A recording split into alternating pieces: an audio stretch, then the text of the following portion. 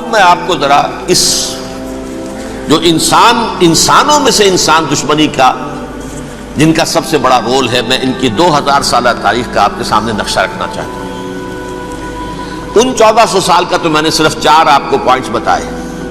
موسیٰ سے عیسیٰ تک 1400 برس علیہ الصلوۃ والسلام، 2 مرتبہ عروج، 2 مرتبہ زوال، اشیریوں کے ہاتھوں پٹوائی، بابلیوں کے ہاتھوں پٹانا، گریکس کے ہاتھوں مرمت، رومنس کے ہاتھوں مرمت۔ یہ جو 2000 سال ہیں، کیونکہ اب تو ظاہر بات ہے 21ویں صدی شروع ہو گئی، 20 صدیاں حضرت مسیح کو پوری ہو گئی۔ پہلی بات نوٹ کیجئے، حضرت مسیح کی پیدائش ہے سن 1 قبل مسیح۔ یہ نقطہ آپ نے کبھی سنا ہے یا نہیں؟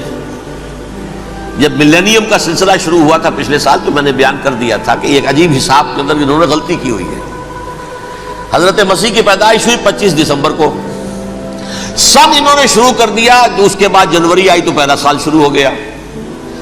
اگر جنوری سے پہلا سال شروع ہوا تو یہ 6 دن جو ہے تو اس کے پچھلے سال میں تھے، لہذا کہا جائے گا کہ Jesus Christ was born 1 year before Christ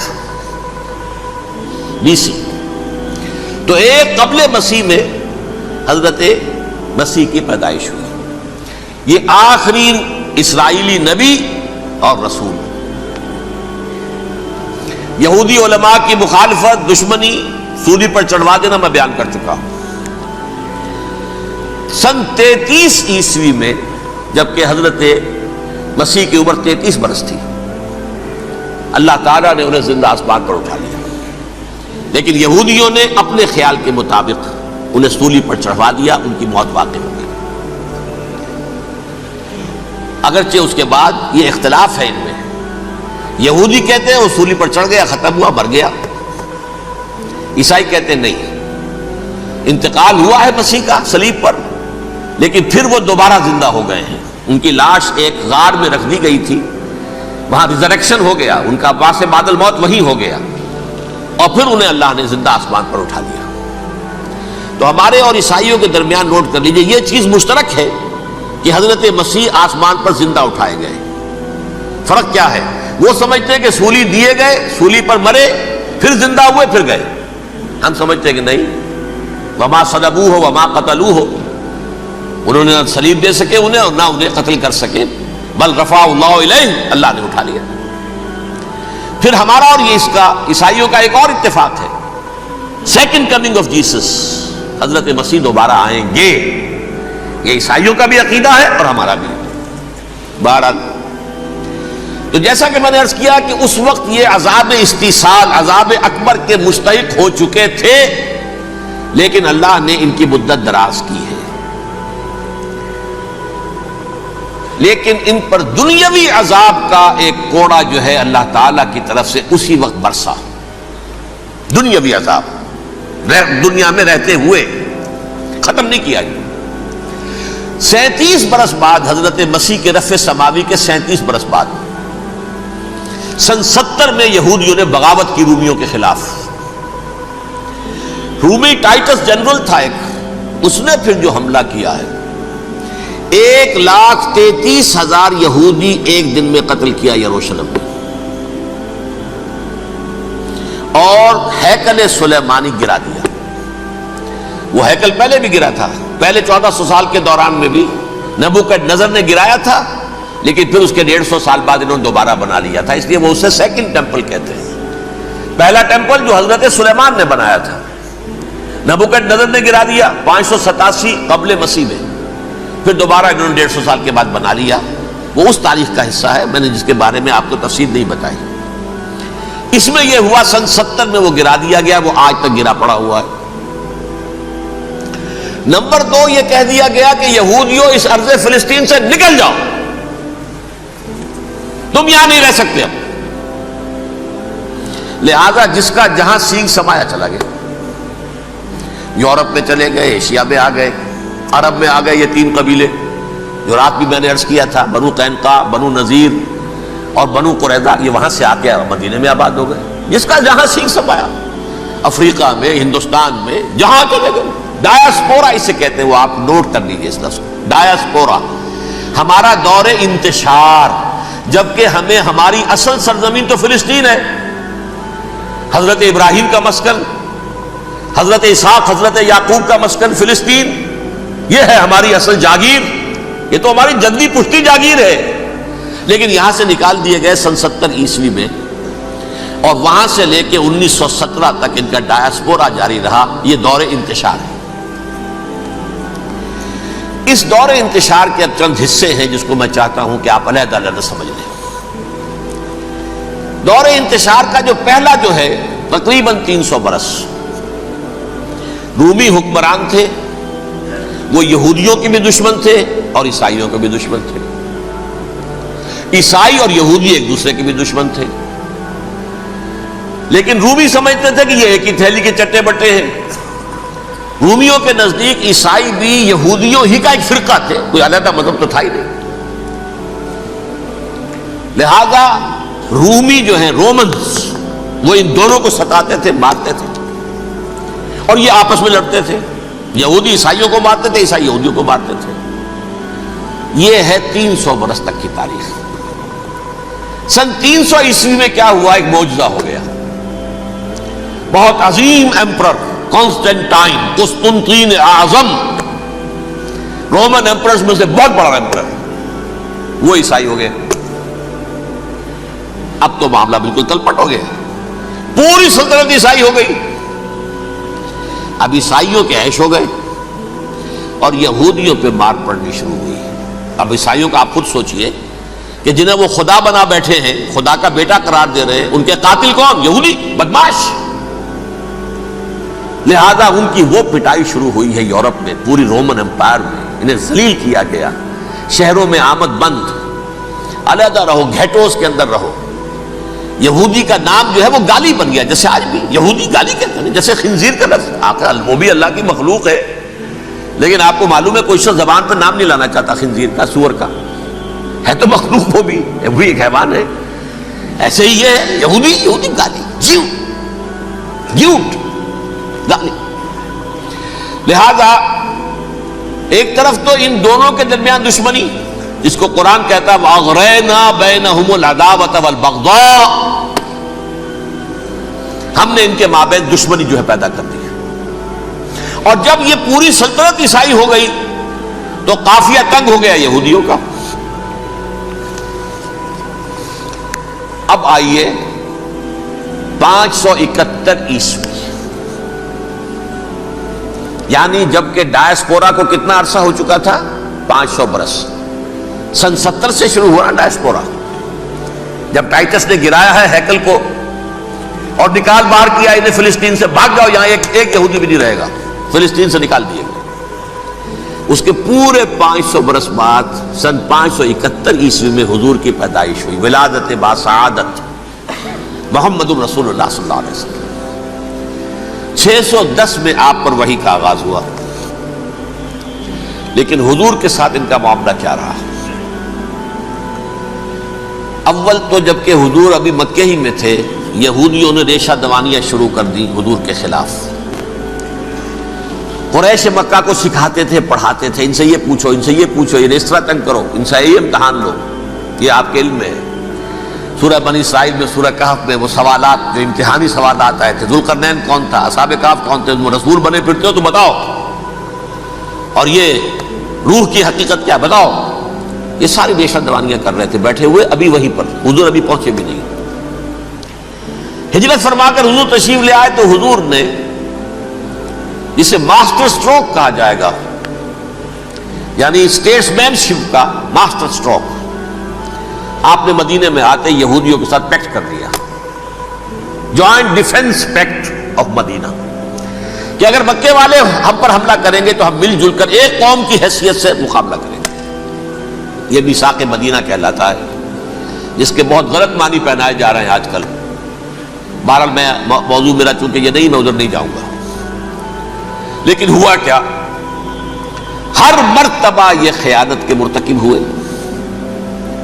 ان نے جو عہد کیے تھے ان سے پھرے، اندر ہی اندر سازش، ریشہ دوانی، حضور کی بدترین دشمنی۔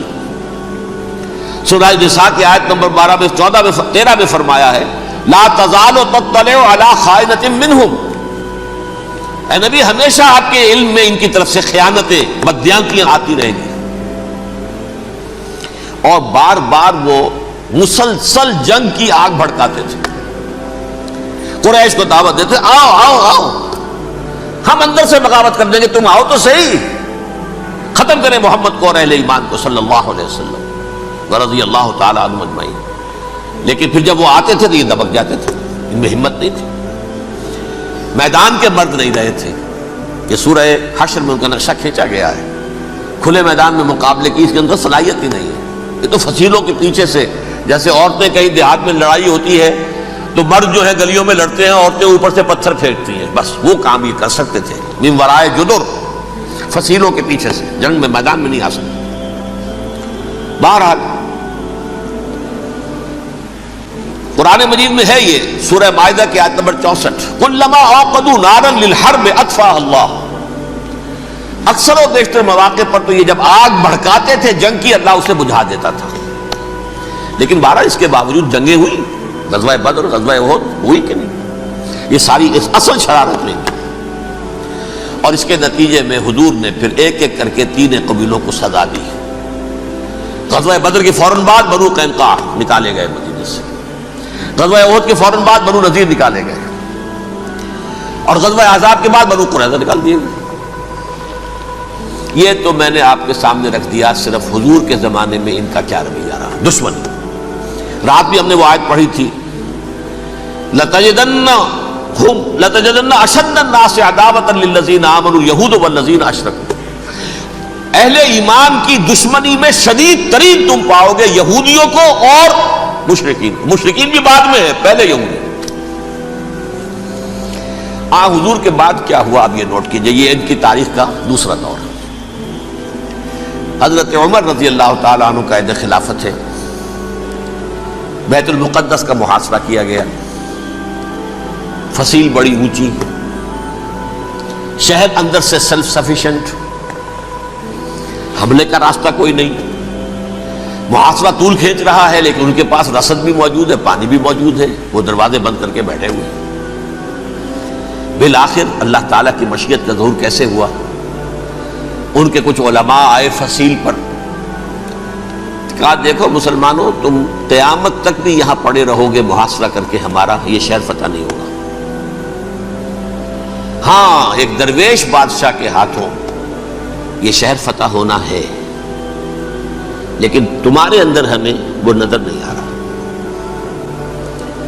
ابو عبیدہ بن الجراح رضی اللہ تعالی عنہ، امین هذه الامہ، ان کا فوراً ذہن گیا وہ درویش بادشاہ مدینے میں بیٹھا ہوا ہے، عمر رضی اللہ تعالی.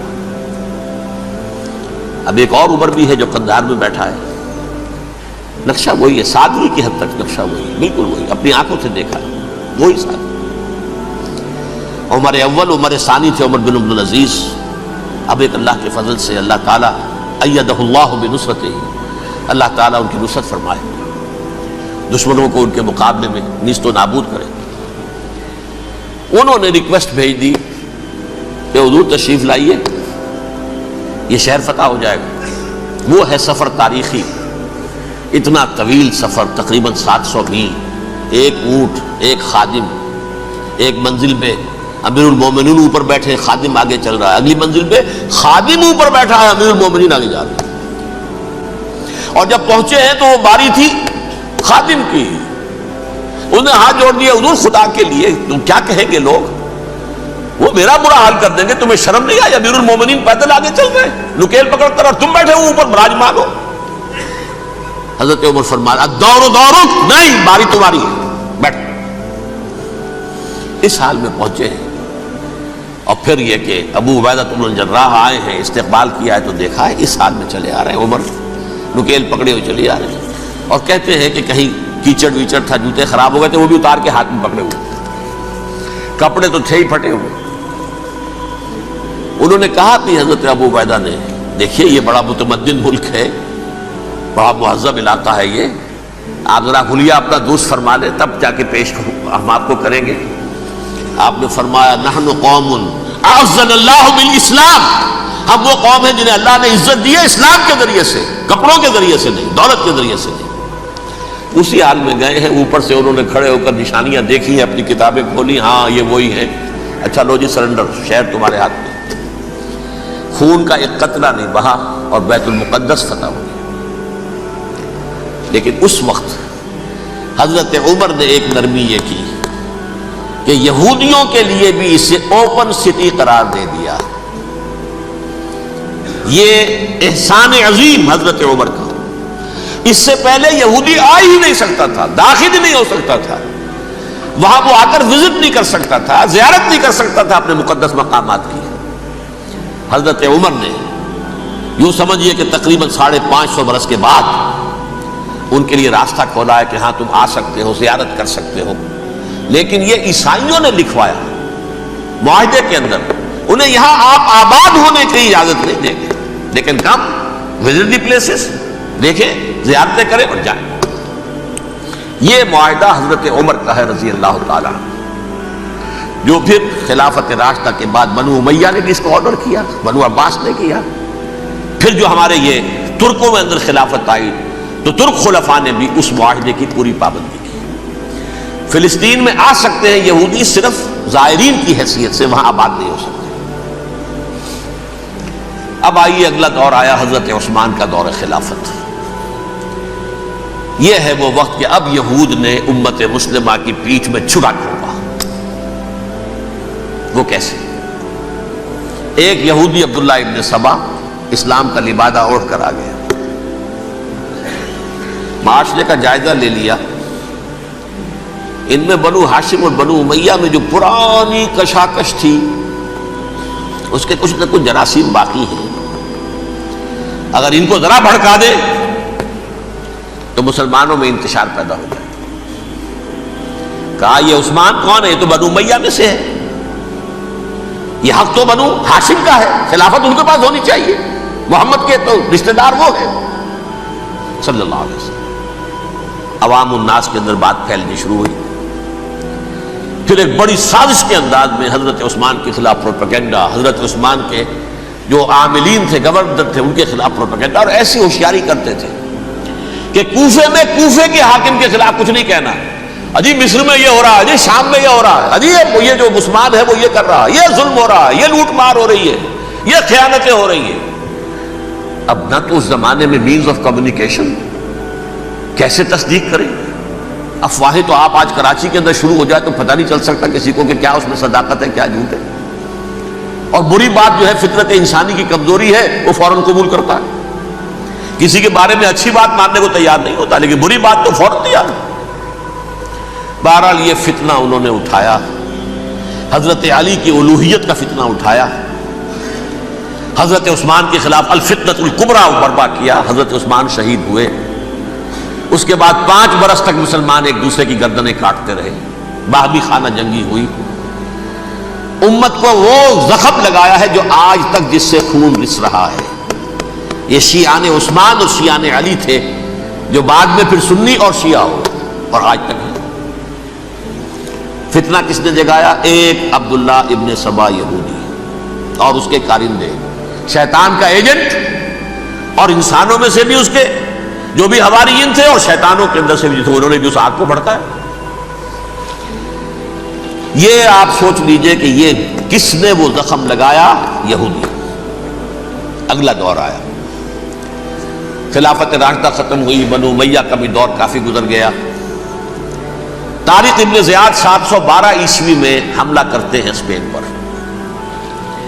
اسپین اس وقت عیسائیت کا بہت بڑا گڑھ، بڑے کٹر ترین عیسائی جو ہے وہ اسپین میں تھے، لہذا یہودیوں کی وہاں بہت پٹائی ہوتی تھی، میں بتا چکا ہوں، دشمنی تھی ان کی تو چلی آ رہی تھی عیسائیوں کے ہاتھوں یہودیوں کی، وہ تو سن 300 عیسوی سے ایمپرر کانسٹنٹائن کے بعد سے شروع ہو گئی تھی۔ اس حوالے سے یہودیوں نے اس وقت چالاکی یہ برتی، کچھ راستے واسطے بتائے، کچھ مدد کی طارق ابن زیاد کی۔ طارق ابن زیاد نے انہیں اپنا محسن سمجھا، ہسپانیہ فتح ہو گیا تو یہودی چونکہ محسنین کی فہرست میں آ چکے تھے، انہیں بہت اقتدار نصیب ہوا، بڑی سپورٹ مسلمانوں نے دی۔ ان کے بڑے بڑے علماء جو ہیں اسی دور کے اندر پیدا ہوئے، بڑے بڑے تھنکرز ان کے اسی دور میں پیدا ہوئے۔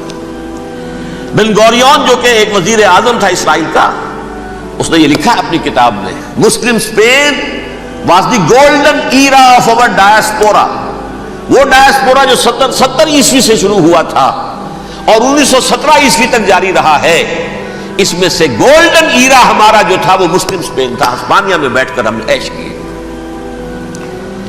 لیکن وہاں سے انہوں نے اور جو کچھ کیا، یہ تو داستان کے تو بہت سے گوشے ہیں، لیکن میں جس اسٹریٹ لائن میں چل رہا ہوں اس کے اعتبار سے ایک بات سمجھ لیجیے، وہاں بیٹھ کر انہوں نے اب عیسائیت کی پیٹھ میں چھرا گھونپا، پروٹیسٹنٹ مذہب پیدا کیا، تقسیم کر دیا، جیسے شیعہ سنی کی تقسیم، عبداللہ ابن سبا، رومن کیتھولک اور پروٹیسٹنٹ کی تقسیم، یہودی علماء۔ ہوتا کیا تھا، ہسپانیہ کی یونیورسٹیاں ہیں، کارڈووا میں ہے، ٹولیڈو میں ہے، گریناڈا میں ہے، غرناطہ، قرطبہ، تولیتلا، اور وہاں آتے تھے لوگ، فرانس سے چلے آ رہے ہیں نوجوان پڑھنے کے لیے، جرمنی سے چلے آ رہے ہیں، اٹلی سے چلے آ رہے ہیں، تین ہی ملک قریب ترین پڑھتے ہیں سینٹرل جو یورپ کے ہیں۔ یہاں پر جو ہے وہ اسلام جو نور پھیلا رہا تھا اس سے بھی مستفیض ہوئے، جہالت کے جو ہے پردے ان کے وہ چھٹے، اس کے ساتھ ہی وہ یہودی وہاں ان کے اندر جو جراثیم داخل کر رہے تھے وہ اس عیسائیت کے خلاف بغاوت، جو اس وقت دنیا میں عیسائیت اس وقت تھی، پوپ کا راج تھا دنیا میں اس وقت، یورپ میں جو عیسائیت تھی اس میں ایک طرف بادشاہ تھے، لیکن بادشاہوں کی حیثیت وہاں پر یوں سمجھ لیجئے کٹ پتلیوں کی تھی، اصل قوت پوپ کے ہاتھ میں تھی۔ اور پوپ کو انہوں نے جیسے قرآن نے کہا اتخذوا احبارهم ورهبانهم اربابا من دون اللہ، چونکہ سینٹ پال نے شریعت موسوی ساقط کر دی تھی تو اب شریعت تھی ہی نہیں، پوپ کو اختیار تھا جس چیز کو چاہے حلال قرار دے دے، جس چیز کو چاہے حرام قرار دے دے۔ اتخذوا احبارهم ورهبانهم اربابا من دون اللہ۔ انہوں نے کہا صاحب یہ پوپ کس بلا کا نام ہے، یہ بھی انسان ہے، بات تو ٹھیک تھی نا، اصل حیثیت تو کتاب کی ہونی چاہیے نا، ڈیوائن بک، دی ریویلڈ اسکرپچر، لہذا اور یہ کتاب ہر شخص پڑھ سکتا ہے، کوئی پوپ کے باپ کو جو ہے کوئی اس کے لیے پروپرائٹری رائٹس تو نہیں ہے کہ صرف پوپ پڑھ سکتا ہے یا پادری پڑھ سکتے ہیں، ہم بھی پڑھ سکتے ہیں، ہم بھی سمجھ سکتے ہیں۔ یہ باتیں تھی کہ جن کو بڑھا چڑھا کر بیان کر کے اور پوپ کا اقتدار ختم کرا دیا اور توجہ مرکوز کر دی بائبل کی طرف۔ اب بائبل میں بڑا حصہ تو اولڈ ٹیسٹامنٹ کا ہے، نتیجہ کیا ہوا، یہود کی عظمت پروٹیسٹنٹس کے نزدیک مسلم ہو گئی۔ اصل قوم تو یہ ہے، وہ دشمنی بدلی کہ نہیں بدلی، موسیٰ کے امتی یہ ہے، تورات موسیٰ کو دی گئی، ابراہیم کی نسل یہ ہے، لہذا وہ جو دشمنی تھی، جو عداوت تھی کہ ہمارے خدا کو سولی چڑھانے والے ہیں یہ بدماش، اس کا ازالہ ہوا اس پروٹیسٹنٹ مذہب کے نتیجے میں۔ یہ میں اب آپ کو بتاتا ہوں کہ ایک نتیجہ وہ نکلا ہے جسے برٹرنڈ رسل نے بیان کیا ہے، اس کی کتاب ہے ان پریز آف آئیڈلنس، صفحہ 108۔ وہ لکھتا ہے the Christians retaining the Judaic belief in special revelation added to it the Roman desire for world wide domination and the Greek taste for metaphysical subtleties. The combination produced the most fiercely persecuting religion that the world has yet known۔ یہ تین چیزیں آ کر عیسائیت میں مل گئی، ایک تو جب یہ اولڈ ٹیسٹمنٹ جو ہے وہ ان کے ہاتھ میں آ گئی، اور اس کے میں کچھ آپ کو بتا دیتا ہوں کہ اولڈ ٹیسٹمنٹ کی تعلیمات، کیونکہ یہ اولڈ ٹیسٹمنٹ جو ہے یہ محرف تھی، اصل تورات تو گم ہو گئی تھی 587 قبل مسیح میں، جب پہلی مرتبہ ہیکل جو ہے تباہ ہوا ہے اس وقت ختم ہو گئی تھی، اس کے کوئی 150 سال کے بعد انہوں نے یادداشتوں سے مرتب کر کے لکھی ہے، اب اس میں ان کے اپنے خیالات، اپنے امانی، اپنی توجیحات وہ شامل ہو گئی۔ لہذا میں آپ کو حوالے دیتا ہوں، اس کتاب کے اندر مظالم کی جو تعلیم دی گئی ہے، اہل کتاب نے اپنے مظالم قتل عام کے جواز کے لیے تورات میں تبدیلیاں کی اور پیغمبروں پر دہشت ناکی اور بدترین حرام کاری کے الزامات لگائے. سنیے، پہلا حوالہ ہے یہ گنتی باب 31 آیات 17-18. اس لیے ان بچوں میں جتنے لڑکے ہیں سب کو مار ڈالو، اور جتنی عورتیں مرد کا منہ دیکھ چکی ہیں ان کو بھی قتل کر ڈالو، لیکن ان لڑکیوں کو جو مرد سے واقف نہیں اور اچھوتی ہیں اپنے لیے زندہ رکھو. یہ کسی اللہ کی کتاب کا یہ جملہ ہو سکتا ہے؟ کسی ریویل بک کا؟ اور سنیے، یہ ہے استثناء ڈیٹرانومی باب 20 آیت 16-18. پر ان قوموں کے شہروں میں جن کو خداوند تیرا خدا میراث کے طور پر تجھ کو دیتا ہے، کسی ذی نفس کو جیتا نہ بچا رکھنا، جیسا خداوند تیرے خدا نے تجھ کو حکم دیا بالکل نیست کر دینا. مرد، عورتیں، بچے، بوڑھے سب ختم. یہ کتاب مقدس ہے. اور سنیے، سموئیل باب 27 آیت نمبر 9. اور داؤد نے اس سرزمین کو تباہ کر ڈالا اور عورت مرد کسی کو جیتا نہ چھوڑا. نمبر 4، ان سب آباد شہروں کو ماں، عورتوں اور بچوں کے بالکل نابود کر ڈالا. کتاب استثناء باب 3 آیت 6. یہ ہے جو کہہ رہا ہے برٹرنڈ رسل، کرسچینٹی میں آ کر بھی یہ تین چیزیں شامل ہو گئی. ایک تو یہ باربیرین یہ تعلیم جو ہے، اور یہ مذہب کے نام پہ تعلیم، یہ کتاب مقدس کی تعلیم. نمبر 2، رومنز کے اندر جو ایک تمنا تھی ورلڈ ڈومینیشن کی، وہ عیسائیت کے اندر آ گئی. اس لیے کہ پوری رومن امپائر جو ہے عیسائی ہو گئی، تو اسے وراثت کے اندر ورلڈ ڈومینیشن کی جو ایک تمنا تھی وہ مل گئی. اور پھر یہ کہ انہوں نے جو توہمات تھے یونانیوں کے، ان کو بھی اپنے ہاں مختلف شکلوں کے اندر جمع کر لیا. ان تین چیزوں کا the combination produced the most fiercely persecuting religion that the world has yet known. اس کے نتیجے میں دنیا میں تاریخ انسانیت کے اندر جو بدترین خوخار ترین مذہب ہو سکتا ہے وہ شکل عیسائیت نے اختیار کی. اور اس کا مظہر عتم کیا تھا نوٹ کیجئے، صلیبی جنگیں. ایک بات ٹائم ٹیبل کے اعتبار سے نوٹ کر لیجئے گا. فرسٹ ملینیم ختم ہوا، سیکنڈ شروع ہوا. ان کے 1000 سال ختم ہوئے تو 11ویں صدی میں سیکنڈ ملینیم شروع ہوا، تو پہلی صلیبی جنگیں ہوئی. لاکھوں مسلمان قتل کیے گئے. صرف یروشلم کے اندر اتنا خون بہایا ہے